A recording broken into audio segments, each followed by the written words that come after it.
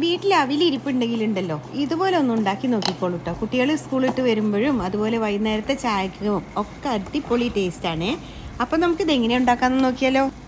ആദ്യം ഉണ്ടല്ലോ ഒരു പാനിലേക്ക് കുറച്ച് അവിൽ ചേർത്ത് കൊടുത്തിട്ട് നമുക്ക് ജസ്റ്റ് ഒന്നങ്ങ് വറുത്ത് കോരി മാറ്റി വെക്കാം കേട്ടോ.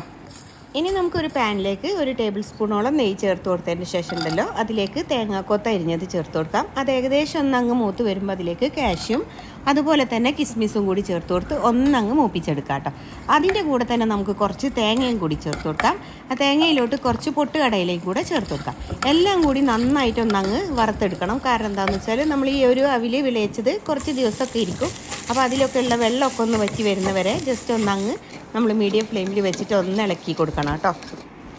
കുറച്ചൊന്ന് അങ്ങ് ഡ്രൈ ആയി വരുന്നവരെ നമ്മളിത് ഇളക്കി കൊടുക്കണം കേട്ടോ. തേങ്ങയിലെ വെള്ളമൊക്കെ ഒന്ന് വറ്റി വരുന്നവരെ. അപ്പോൾ മീഡിയം ഫ്ലെയിമിലോട്ട് മാറ്റി കൊടുത്തിട്ട് വേണം ഇളക്കി കൊടുക്കാനായിട്ട്, അല്ലെങ്കിൽ അത് കരിഞ്ഞു പ്രത്യേകം ശ്രദ്ധിക്കുക.